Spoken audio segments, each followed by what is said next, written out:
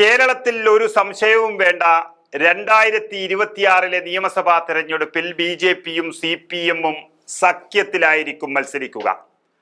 അത് ഒരു മുന്നണിയായിട്ടല്ലെങ്കിലും പിണറായി വിജയന്റെ CPMഉം നരേന്ദ്രമോദിയുടെ BJPയുമായി കൈകൊടുക്കാൻ പോകുകയാണ്.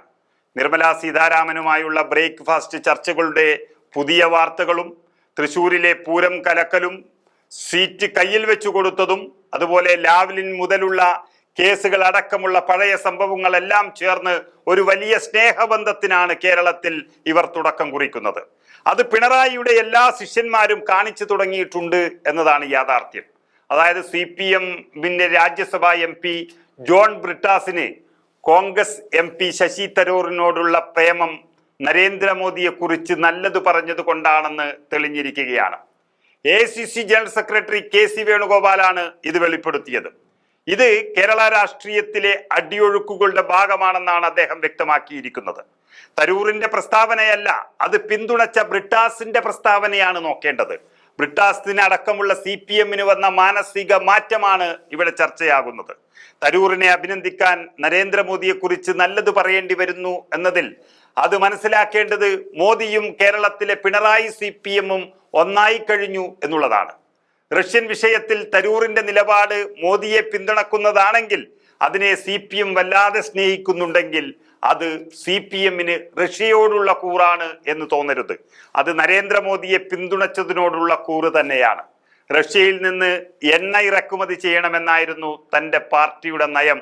എന്നാൽ രക്തം പുരണ്ട കൈകളാണ് അതെന്നും അവരിൽ നിന്നും വാങ്ങരുതെന്നും പറഞ്ഞ തരൂർ ഇപ്പോൾ അത് മാറ്റി പറഞ്ഞു. പക്ഷെ തരൂരിനെ പ്രശംസിക്കുക വഴി നരേന്ദ്രമോദിയെ ഒന്നുകൂടി സന്തോഷിപ്പിക്കുകയാണ് കേരളത്തിലെ CPM MPയും നേതാക്കളും ചെയ്തിരിക്കുന്നത്.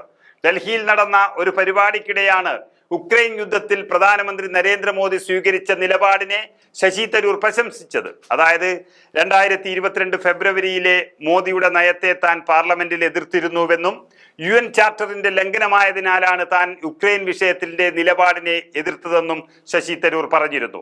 അതിർത്തി കടന്ന ഒരു രാജ്യത്തിന്റെ പരമാധികാരം ഇല്ലാതാക്കുന്ന ഒരു ആക്രമണം നടത്തുന്ന റഷ്യയെ എതിർക്കണമെന്നായിരുന്നു തന്റെ അന്നത്തെ നിലപാട്. ഒരുപക്ഷം ഏകപക്ഷീയമായാണ് യുദ്ധത്തിൽ ഏർപ്പെട്ടത്, അതിനാലാണ് അവരെ എതിർക്കണമെന്ന് പറഞ്ഞത്. എന്നാൽ തിരിഞ്ഞു നോക്കുമ്പോൾ ഇക്കാര്യത്തിൽ ഇന്ത്യയുടെ നയമാണ് ശരിയെന്ന് തോന്നുന്നു എന്നാണ് ഇപ്പോൾ ശശി തരൂർ വ്യക്തമാക്കിയത്.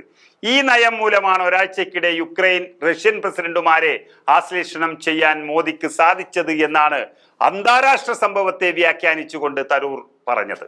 എന്നാൽ മോദിയെ പ്രശംസിച്ചത് മാത്രമാണെങ്കിൽ തരൂർ ചെയ്തത് തെറ്റ് എന്ന് പറയേണ്ടുന്ന CPM നേതാക്കൾ അതിനുള്ള ധൈര്യം കാണിക്കാതെ ശശി തരൂരിനെ പുകഴ്ത്തുകയാണ് ഇവിടെ ചെയ്തത്.